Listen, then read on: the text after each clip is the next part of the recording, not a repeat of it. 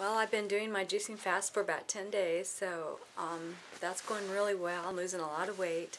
That's pretty fun. I still sleep really great through the nights, having a lot of energy, just every day getting more used to this and liking the benefits of it a lot. So I do have a doctor appointment back with a surgeon. He wants to do an ultrasound to see like where exactly the tumor is and how much it's, and I don't know all the proper lingo, but it is to find out, you know, how far, if it's went through the wall, all this kind of stuff.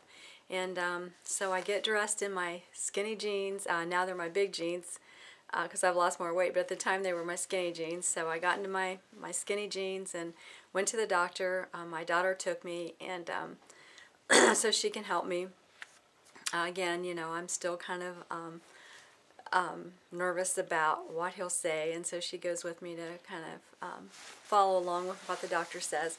So anyway, we go do the ultrasound, and he takes us back into his office. Immediately he says, you know, you're in big trouble. We need to remove the rest of that tumor. We need to do it right away.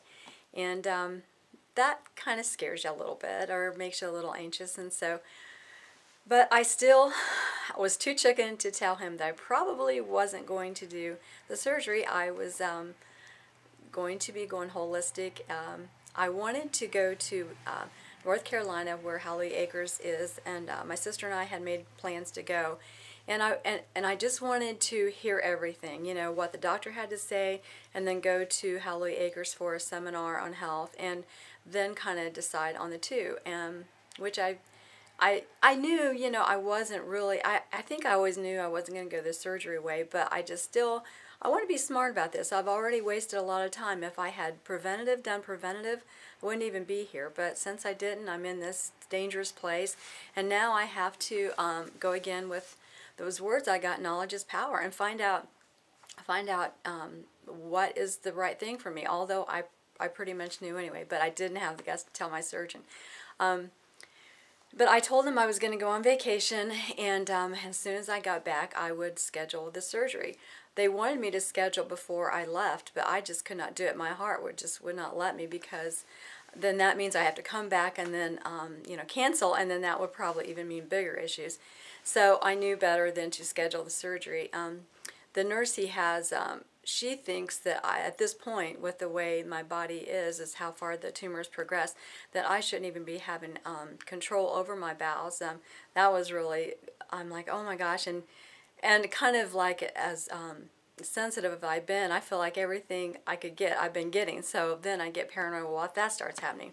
Well, it never did, and it never has, so that was really good.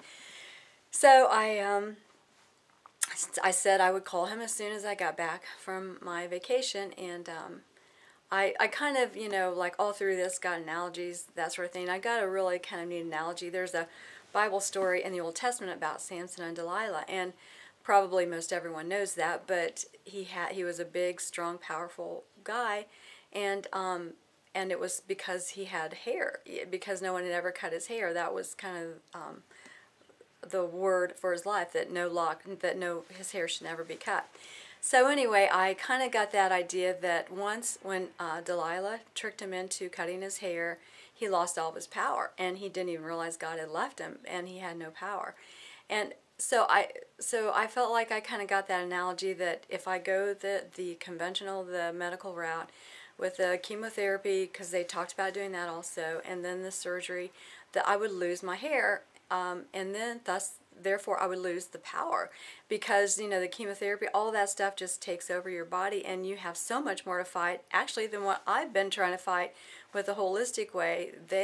When they do the chemotherapy and the surgeries and radiation, they have a lot more to fight than I do.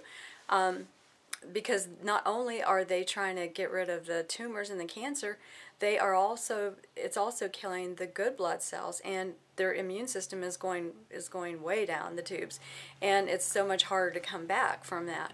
So I thought that was really neat. It related to my life really well. That if I lost my hair because of the medical route, then I would lose all power, and then it would be totally taken out of my hands. Because then my body would just be so opposite of what I was trying to do, that it would not recover. So I thought that was really neat. And, you know, I'm still, like, you know, not knowing exactly what I can have, and I want to wait till I get to Hallelujah Acres so I don't do anything wrong. Every juice I drink, I've looked at it every time. I'd never looked at doing this carrot juice as like, oh my, you know, I hate drinking this stuff. It's not fair. I looked at it totally the opposite. That every juice I drank was going into healing in my body, and was stopping the cancer cells, and then regrowing new cells to make my body exactly what it needs to be. So I've, you know, been very blessed. I just had that strength and to take that approach with every drink, every carrot juice I've taken it with that attitude, like another juice down my body to make my cells stronger than what they were, and then within a year's time I can rebuild every cell that I have in my body to the most ultimate health that we can have. So I've looked at that from the very beginning, and be careful even who you tell what's going on in your life, because again, I've said it before, but you want all positive in your life. You want everyone speaking into your life that doesn't say anything negative or to bring you down or to scare you, or that you just got to have a lot of positive in your life so you can beat this thing, because this is half the battle too. Your attitude is just as important as the way you treat it, the physical way. So that's pretty much, I guess, you know, how I want to stop for right now, because I'm getting ready to go to Shelby, North Carolina, and then I will find out everything I want to know about this, and learn hopefully a lot. And you know, again, it's just been a really huge 2 weeks, but overall I think everything is going great. I just feel another thing I wanted to put in here too is I started wearing, I come across this little bracelet at Target, I believe it was, and it had on there hope, peace, just the encouraging words. And so I started wearing bracelets and necklaces that always had words about life on them. My sister got me a bracelet. It just says the word live actually, and I wore that every day. I wore all this stuff because every time you look at a piece of jewelry on your body, it has some kind of encouraging hope about your life and about living and about peace and love, and so that is really cool. All the things you just put around you, surround yourself with, are just elements and parts of the total healing. And I wanted to share that because that has been so precious to me and close to my heart to wear those things throughout all this. And I will talk to you later. Hope you're doing okay. God bless you. Have a great day, and write me. Let me know what's going on. Bye.